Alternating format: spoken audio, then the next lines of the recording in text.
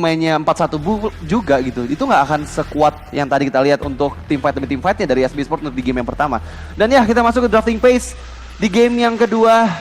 Ivani menjadi prioritas banning untuk SB Esports, sementara Onyx Prodigy menghilangkan Lancelot yang tadi sempat Boy gunakan juga untuk di game yang pertama, serta If. Lagi-lagi kita nggak akan ada lihat hero seperti If ya untuk di game kedua ini, Lim. Untuk draft juga ini global ban ya kawan-kawan ya. Jadi di bawah masing-masing tim ini udah kelihatan nih hero-hero yang udah nggak bisa dipakai juga sama mereka.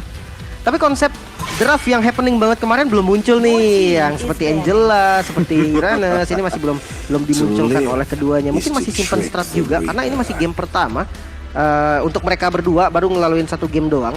Jadi bisa aja nih untuk potensial hero pick dari game kedua bisa lebih luas lagi. Tapi yang pasti global ban ini sering banget terjadi hal-hal seperti ini. Lancelot di game pertama udah dipakai sama Onyx, di game kedua biasanya di ban. Nah itu sering banget terjadi nih. Kasusnya bukan hanya untuk Lancelot. Biasanya tuh hero-hero yang sering diambil dan kayak Arlott misalkan ya. Arlott untuk Yasby juga sering tuh terjadi. Kayak di last ban Yasby ini bisa jadi dia ban Arlott. Atau memang dia mau kasih Arlottnya karena dia dapetin trade yang menurut mereka bagus. Oke, trade yang menurut mereka bagus karena ya kita tahu ya Iranes pun masih available banget buat diambil, tapi Onyx Prodigy menghilangkan dua hero yang tadi mereka sempat pakai untuk di game yang pertama, Kaja dan juga Lancelot. Nggak akan bisa dipakai kembali oleh Yasby Esports untuk di game yang kedua, tapi Yasby satu pilihan banning terakhir. Masih ada Arlott sebenarnya, hero yang tadi sempat dipakai juga oleh DQ, apakah akan dihilangkan? Karena Arlott merupakan frontliner yang benar-benar ngerepotin banget. Final Size lagi-lagi membuat mispositioning untuk hero-hero yang ada di bagian belakang. Dan itu akan cukup merepotkan apabila hero-hero tersebut yang ada di bagian belakang yang butuh banget untuk stationary positioning, contohnya kayak Parsha ataupun Melissa gitu yang nggak boleh kena read sama sekali oleh Final Size-nya Arlott. Arlott kalau memang dia mau lepas Arlott, trace-nya itu ke arah mana gitu kan. Kalau menurut mereka itu ada hero power mereka dan hero oke mereka bisa aja dilepas, ternyata enggak. Masih lumayan mahal dari Arlott sendiri. Mungkin bukan dari sisinya doang, sustain-nya juga itu ngeselin sebenarnya. Susah banget loh kill Arlott itu. Soalnya vengeance-nya ini kan bisa dibilang unlimited lah ketika memang ada banyak sisi yang kena. Dianya sendiri pun dari Arlott-nya itu udah punya dua sisi. Alasannya itu dia bisa jadi frontliner yang benar-benar tanky banget, dan untuk landingnya juga ya dibilang kalah nggak kalah-kalah banget lah. Ya, terutama dengan adanya adjustment emblem sih, Arlott dengan bawa Festival of Blood dan juga Brave Fit, ini lifesteal ataupun spell farm itu nggak berhenti-berhenti. Dan ya, Link first pick untuk Onyx Prodigy, hero yang nyaman juga harusnya untuk Boy. Apakah akan ada combo Link Angela yang seperti di hari-hari kemarin nih, Link? Ini masalahnya gue takutnya Angela diambil duluan. Bisa jadi ya? Diambil duluan ntar, nah kan nih dia di 9 pick udah kelihatan banget Angela ini. Serius deh, bisa dikomboin sama siapapun menurut gua. Seandainya jungle-nya dipakai jungle sustain misalkan ya. Bisa misalkan juga kan? Jungle sustain kayak tadi kan yang pakai Freddy Onyx nih. Sekarang misalkan Yasby. Freddy bisa di flag juga, bisa di XP, bisa di jungle. Nah, kalau Freddy diambil Yasby, seandainya ditaruh di posisi jungle, Angelanya bisa build damage loh. Fredrin bener-bener jadi badannya doang, Heartguard masuk ke Fredrin, itu bisa maju ke arah depan dan bener-bener itu rusuh banget asli. Iya, dan sustain juga lagi kan, apalagi dengan adanya Harit di sini yang langsung diambil sebagai pick kedua dari Yasby Esports. Mereka langsung menunjukkan hero yang biasanya ini ditempatkan di area gold lane ya, untuk bisa berhadapan dengan marksman yang nanti Onyx Prodigy pilih. Atau apakah kita nggak bakal ngelihat marksman nih untuk di game kedua nih? Ini mau diaduin gak sih? Esme banget gak sih untuk Onyx Prodigy nih? Dua shield loh ini. Iya. Harit unlimited shield, bahkan ketika dia zaman Force spam Chrono Dash itu shieldnya gede banget. Heartguard pun. Heartguard shield juga itu ketarik semua sama Esmeralda, nggak ada direct juga lagi untuk match up-nya. Iya, dan Esmeralda ini bisa dipakai di gold lane ataupun di XP lane kan? Iya, di flex, masih benar-benar flex banget. Gue kemarin sempat lihat kasus bahkan ada di Esmeralda di mid lane, tapi menurut gue agak kurang. Agak kurang ya? Ya tergantung lah, kalau memang power banget ya silakan aja. Dan Esmeralda dua shield karena ini alasannya. Mungkin kalau Haritnya disimpan bisa enggak ya? Bisa jadi nggak langsung Esme. Tapi Kadita juga penting nih, burst damage yang bisa lah ini ngebait Haritnya agar pakai Purify. Iya, tapi aku lihat Onyx Prodigy masih butuh banget hero yang bisa kiting atau bisa ngasih momen di mana Kaditanya bisa gampang masuk nih ke arah player-player yang nantinya bakal kena efek Heartguard dari Angela dan Yasby Esports. Apakah yang akan mereka ambil? Karena terlihat ini Esmeralda flexible pick banget dan juga Kadita flexible pick banget, bisa sebagai mid laner ataupun roamer. Jadi mereka masih harus berhati-hati banget. Dan ya, Fredrin combo Angela Fredrin akan kita lihat juga untuk di game yang kedua dari match yang pertama ini. Dia butuh physical yang kuat sih, yang pasti itulah. Haritnya memang masih flex ya, Haritnya ini masih flex lah, mau ditaruh di jungle pun bisa sebenarnya. Tapi menurut gua nih untuk jungle-nya, apalagi match up sama Link ya, kalau Yeah. bisa tuh kayak assassin yang strong kayak macam Roger mungkin yang bisa banget dikomboin sama Angela tuh. Waduh, Roger Angela sih bener-bener parah ya. Apalagi kayak contohnya mungkin kalau memang seandainya nggak bisa Roger, Pakito pun sebenarnya masuk ke dalam list. Pakito dan Angela ini bisa gendong game, sama kasusnya dengan Link. Mungkin mobilitas Link memang lebih tinggi, tapi damage output ketika ada Pakito dan kombinasi dengan Angela itu nggak ketahan bahkan sama siapapun menurut gua. Ya oke, jadi ada posibilitas juga ya untuk Paku itu dipakai oleh SB Sports karena ya Fredrin masih flexible pick juga. Tapi kita ngebahas di fase ban yang kedua, Claude yang dihilangkan.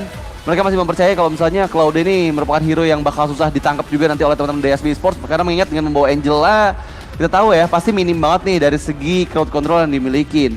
Tapi yang aku penasaran Lim, kemarin aku sempat lihat gitu ya di suatu turnamen itu Harit di late game dengan udah punya full item itu bisa menang match up-nya lawan Esmeralda loh. Dengan true damage yang dihasilkan sama Stardom Sky segala macam kayak gitu. Late game pasti dia sustain lah. Tapi yang jadi pertanyaan nih kalau emang nanti di match upin kayak Esme-nya ditaruh di gold lane misalkan, Harit ketemu Esme di awal sih agak sakit kepalanya mungkin ya. Pusing ya. Kayak dipotong, dia di poking di awal dan gak bisa ngelawan balik, itu yang jadi masalah. Oke. Mungkin itu akan bikin Harlitnya tuh jadi nggak snowballing. Kalau kita ngomong soal late game banget ya, bener-bener di akhir late game. Ya ini yang main tuh bukan cuman Esmeralda, bahkan Esmeraldanya udah bukan tugasnya lagi mungkin ngejar ke arah Harit. Itu udah tugas dari roamernya mungkin atau dari Kadita yang bisa nge-bait Purify dan sebagainya. Oke, Moskov, banning terakhir dari SB Sports yang dihilangkan. Nggak akan ada marksman yang kita tahu ya punya DPS cukup tinggi juga dari basic attack-nya ataupun dari blazing duet oleh Claude. Dari SB Sports mereka langsung menghilangkan itu di fase ban yang kedua. Onyx Prodigy, mereka masih nggak mau adanya hero-hero sustain lagi karena mengingat Fredin bisa di-flex di area XP lane, Martis mereka hilangkan. Dan apakah akan ada assassin juga? Karena sepenglihatan aku ya kalau misalnya mau main fighter assassin kayak Roger pun masih available banget sih untuk bisa dipakai oleh SB Sports dengan kombonya, atau mau main yang lebih late game di Sansin kah?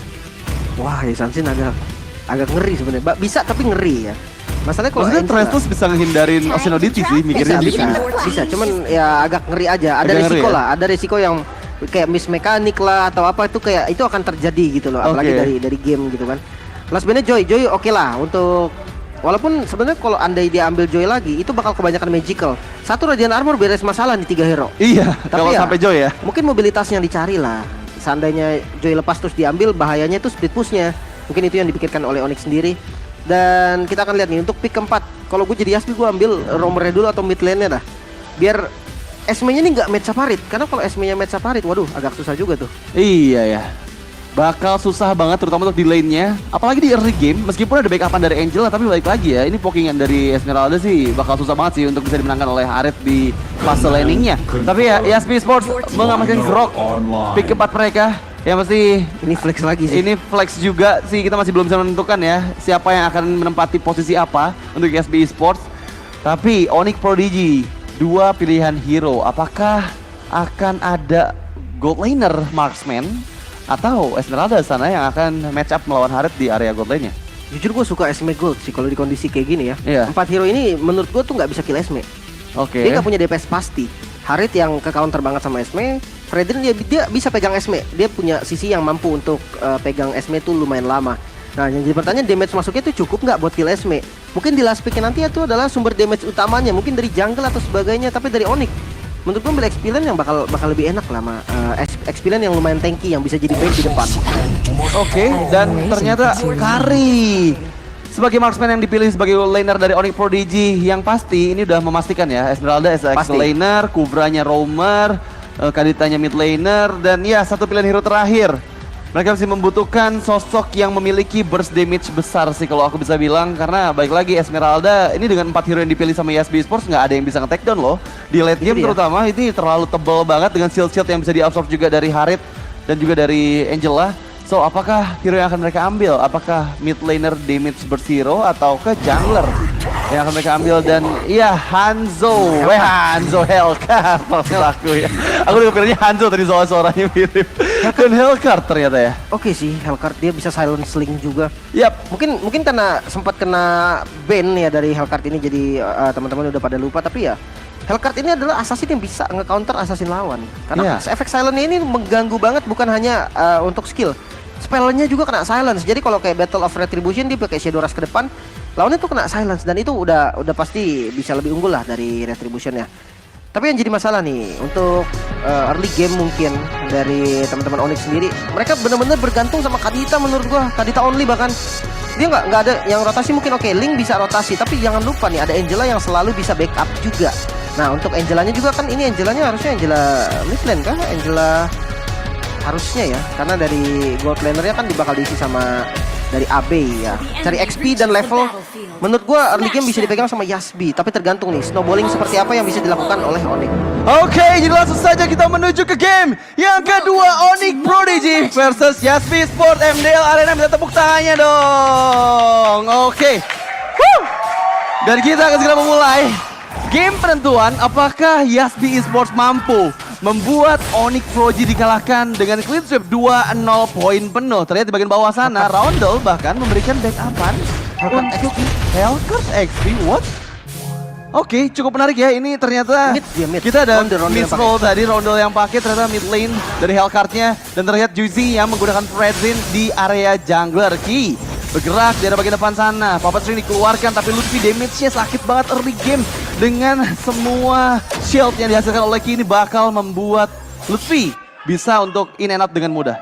Wow, ini menarik banget nih Hellcat yang bakal.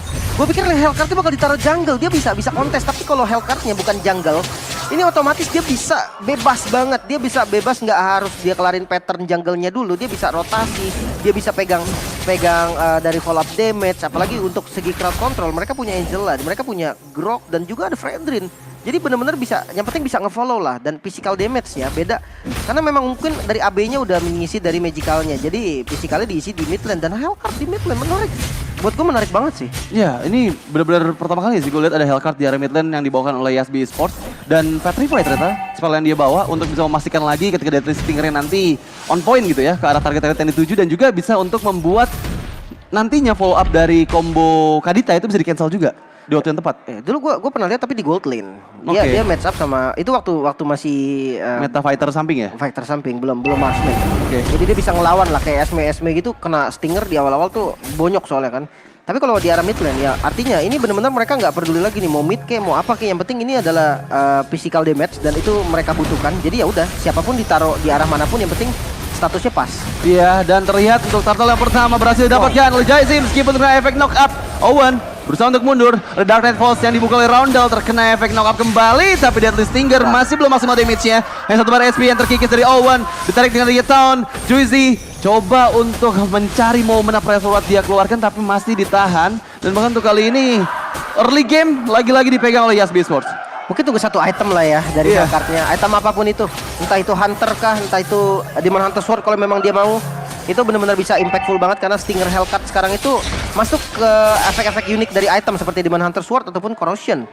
Ya, dan masih menunggu item pastinya. Baik itu Demon Hunter Swords untuk mempertajam lagi damage-nya. Tapi dari segi emblemnya, Lim, ini aku penasaran banget sih sama Hellcat mid lane. Ternyata yang full assassin dengan membawa Lethal Ignition di area tengahnya.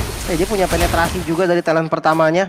Emblem dasar assassin jelas Capture. karena Hellcat butuh banget lari lah ya. Master Hellcat Assassin butuh penet, butuh lari, dan Master Assassin ini yang bikin nanti damage, make sure damage itu cukup.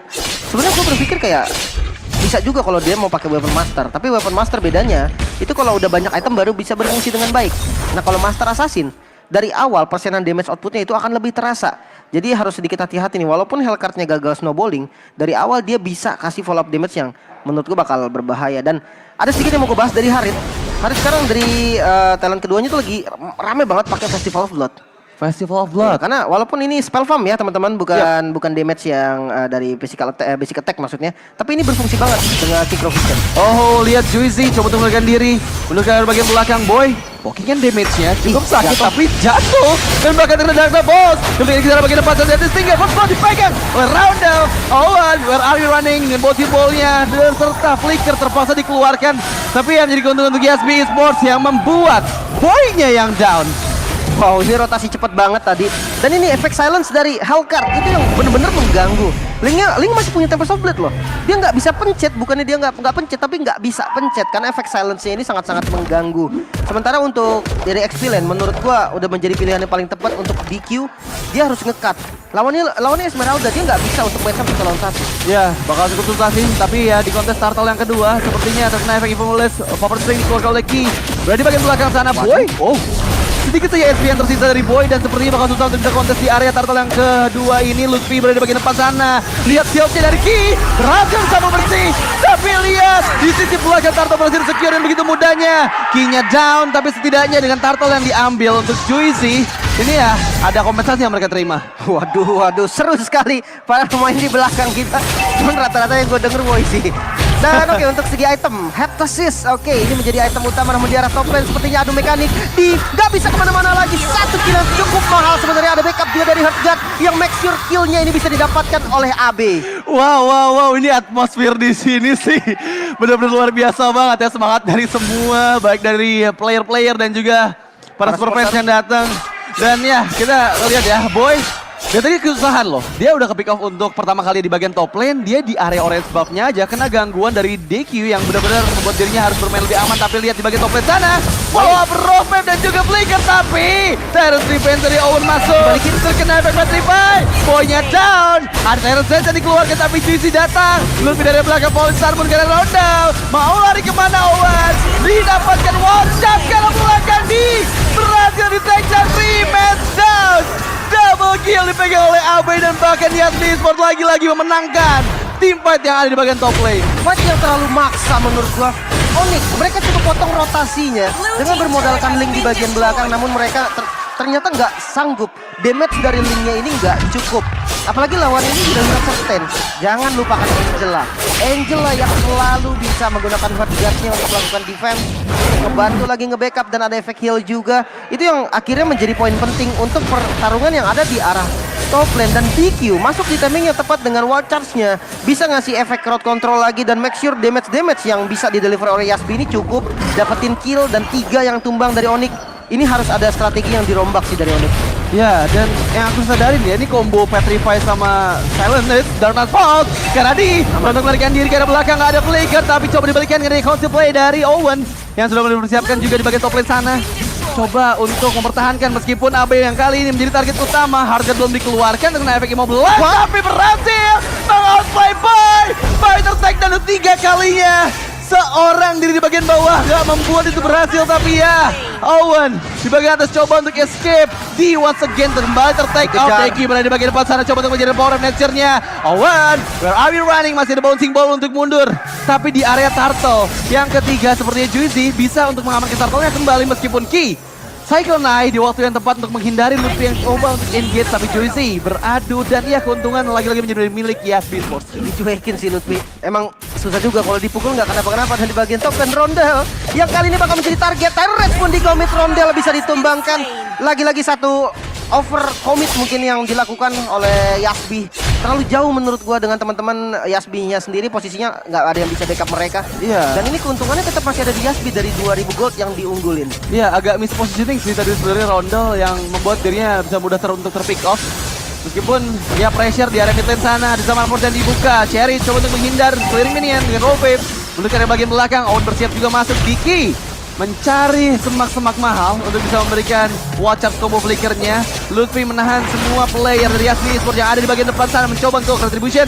Berhasil didapatkan oleh Juicy, menahan semua damage yang masuk. Lutfi masih bisa membuat semua player Yasmin Esports mundur kembali ke arahnya. Ini gak diajak main sih Lutfi, kasihan banget ya. Dia digebukin kayak gak ada, kayak seakan gak ada loh dia ini. Tapi ya ini bakal menjadi poin penting nantinya. Kenapa? Karena kalau memang nanti akhirnya dia tahu oke, gue dicuekin nih kan, gue bikin damage aja nih. Wow, water barusan dihindari dengan adanya Tempest of Blade, namun untuk membalikan keadaan sebenarnya agak susah dan dipaksakan dan gak bisa. What boy, miss kalkulasi yang terjadi. Kill yang mahal kembali terjadi Boy. Ini udah harus fokus kembali sih, dia harus cari itemnya terlebih dahulu. Wah, Boy. Lagi-lagi ya, inisiasi yang dilakukan miskalkulasi dan membuat dirinya ter-pick off untuk keempat kalinya. Tapi oke, Onyx Prodigy bersiapkan satu tertulis bagian bawah yang berhasil mereka tangkap juga, hancurkan dengan begitu cepatnya. Owen membuka vision semak-semak tapi tertinggal terlalu jauh. Tidak untuk escape dari arah belakang. Juicy dia yang jadi target utama, terkena efek down. Coba untuk menghindar tapi mau lari kemana? Damage Deadly Stinger terlalu sakit. Bahkan masih ada Petrify dan bahkan sekarang pertempuran terus terjadi. Owen menjadi target utama, damage yang masuk.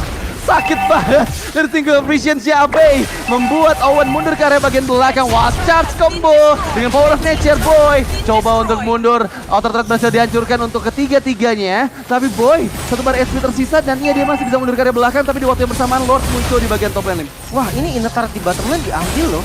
AB-nya free banget di arah bottom lane dan nyandangan Kufra kayaknya nggak bakal bisa juga, bahkan bisa dilawan balik. Sementara di sisi lain Lordnya juga dipegang. Yaspi bener-bener pegang temponya, zona dikuasain dan Lutfi bener-bener gak diapa-apain.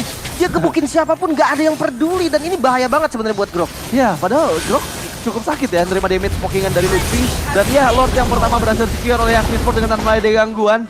Mengingat dari Boy nggak coba untuk memberikan kontesnya, terpaut cukup nggak ada beda level padahal ya. Boy lebih unggul levelnya, cuman dia bakal riskan banget kalau misalnya coba untuk kontes karena banyaknya crowd control yang dibikin sama Yasby Sport yang bisa aja ngebuat dirinya turun dari tembok. Dan yes, carry, clearing minion, rope wave terpaksa dikeluarkan, nggak akan ada pick off method lagi dari Onyx Prodigy sambil menunggu kedatangan Lord di bagian bawah. Roundel masih coba untuk escape.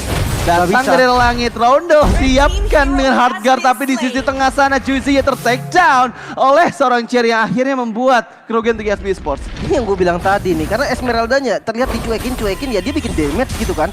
Nah dia udah punya item nantinya nggak bisa dicuekin lagi. Kita udah lihat tadi DQ yang tadi udah kena pokingan yang lumayan sakit. Tiba-tiba Rondel pun kita lihat, wah udah sakit banget nih kena damage dari Esmeralda. Dan jangan lupa, nggak bisa di backup sama Ki. Ya, dan bagian tengah sana coba untuk bertahan di area outer turret. Boy sudah mulai bersiap juga. Engage ke DQ. Coba SP tersisa tempat komplit, tapi masih ada hard gun juga flicker untuk defensif.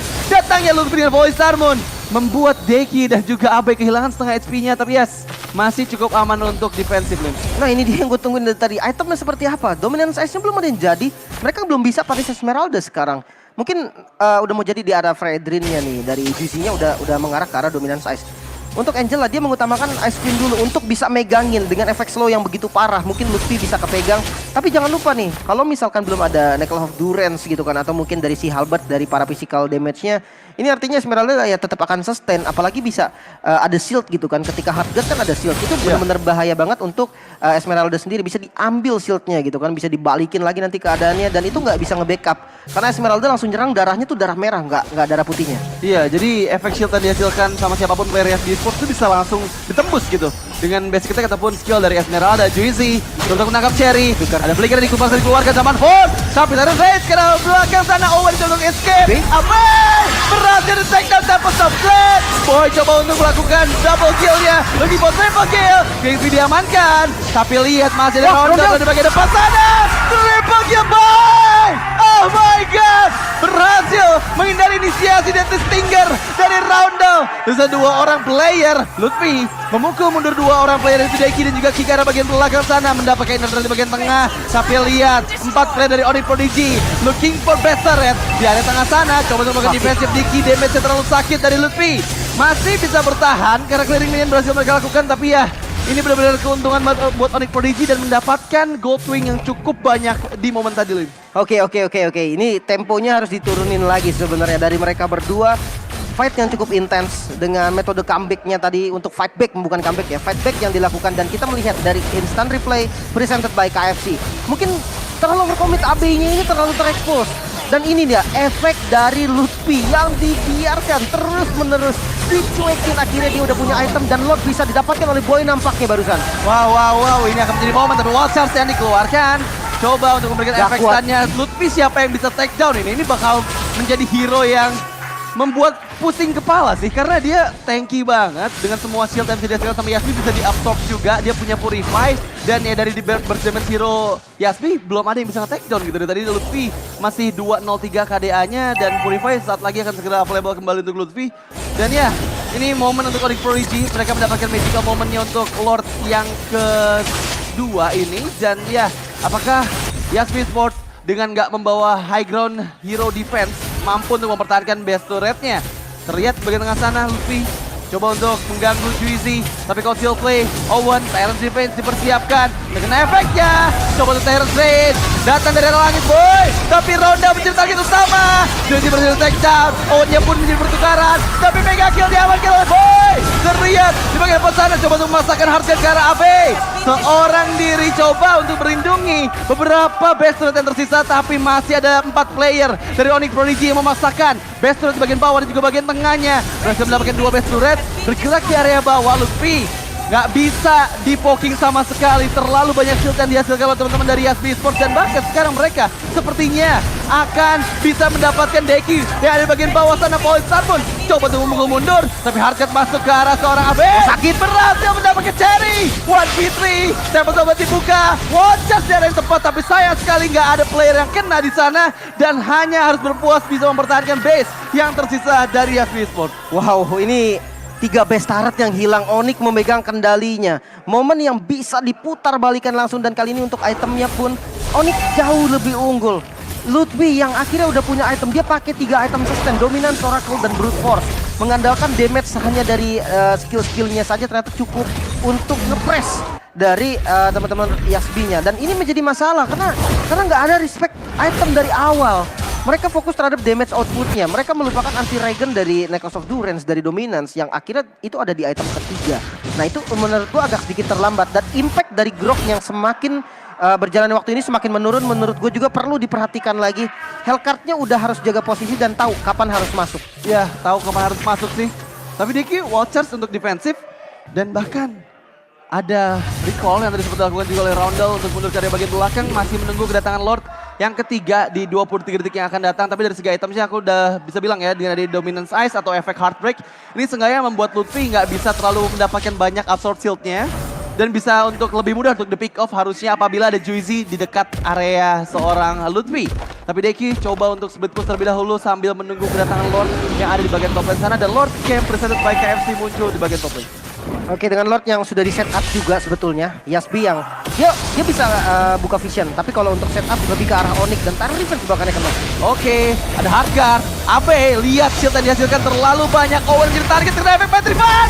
Berhasil mendapatkan Cherry. Oh my god, 2 match down dari Prodigy tershutdown di sana.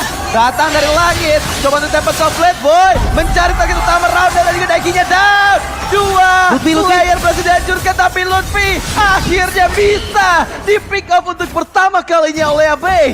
Dan ini momen tepat untuk Yasbi Esports karena mereka masih ada 3 player dan harusnya bisa untuk mendapatkan chance yang lebih besar ke arah Lord yang ketiga yang ada di bagian top lane sana. Tapi lihat, laju dari minion sudah mulai menuju ke arah base dari Yasbi Esports. Terlihat coba untuk memberikan diri dengan flickernya, tapi di bagian top lane sana datang dengan 1 wave minion penuh dengan 2 katapultnya. Boy, coba untuk menahan dan bahkan tershutdown dengan begitu cepatnya. Oh my god, boy. Damage apa itu? Dia nggak ada item defense sama sekali. Jelas banget dia dengan 1 kali synchro vision itu bakal tumbang. Ada Infuriate juga yang bantu tambahin extra damage. Dan Lordnya kali ini free untuk teman-teman dari Yasbi. Kembali memegang kendali Yasbi. Dengan adanya 1 blunder yang terjadi, ternyata mereka nggak kendor sama sekali. Mereka masih tetap fokus dan akhirnya mereka bisa memegang kendali game kali ini. Lord untuk Yasbi. Lord yang sudah enhance, belum evolve ya memang, tapi untuk enhance yang sekarang itu akan nge-charge terus-terusan. Di arah bottom lane tersisa best turret untuk teman-teman Onyx, dan kalau pushnya rapi, mereka bisa pegang 1 best turret mungkin yang ada di bottom lane. Wah, aku masih agak nggak percaya sih damage yang dihasilkan dari AB tadi. Langsung menghilangkan nyawa dari Boy di bagian base-nya, dan pasti Boy pun terkaget-kaget karena nggak available dan dapat top lane. Tapi ya, kita bergerak kembali ke lane of down di mana AB terlihat bagi tempat sana. Lihat synchrovisitnya sakit banget damage-nya AB. Membuka zaman force, memberikan efek stun dan juga tahunnya karena Lutfi damage. Wow. Oh my god, once again Lutfi yang ter-take down. Lord masih bergerak di bagian bawah. Boy coba untuk menahan laju dari Lordnya. Tapi lihat di bagian top lane sana 5-man move dari Yasbi Esports mencoba untuk mendapatkan best turret. Di bagian tengah sana dipaksakan. Owen dan Telfos dibuka. Petrify at least 3 man down. Double kill diambil oleh Deki. Base-nya terbuka dan langsung Yasbi Esports clean sweep di match pertama kita. Wow, dengan momen yang sangat epic. Sempat membalikan keadaan. Onyx Prodigy tidak mampu memegang kendali lebih lama lagi. Yasbi 1 momen dengan adanya blunder di mid gamenya bisa dikembalikan juga dengan efek-efek yang gemilang seperti Petrify di momen yang cukup baik.